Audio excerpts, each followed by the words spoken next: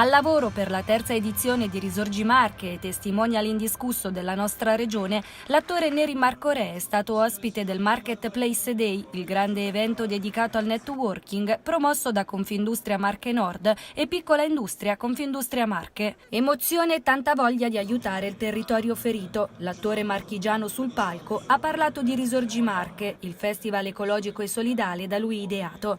In 2 edizioni ha proposto 29 concerti gratuiti nelle zone del cratere sismico per promuovere la rinascita e il turismo delle comunità colpite dal terremoto del 2016. Ci sarà una nuova edizione di Risorgi Marche?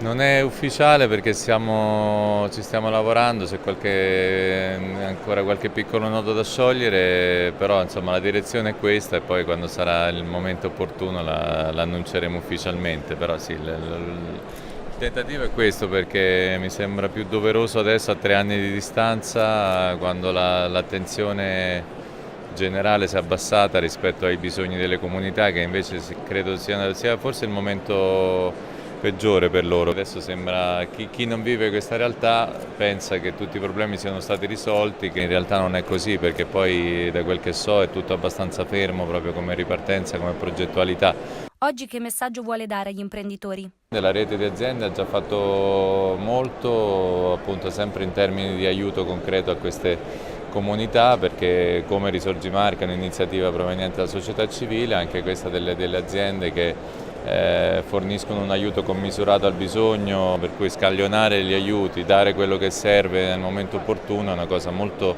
preziosa. Chitarra alla mano, Neri Marco Re ha conquistato tutti i presenti cantando una canzone in dialetto marchigiano, imitando personaggi e cantanti italiani.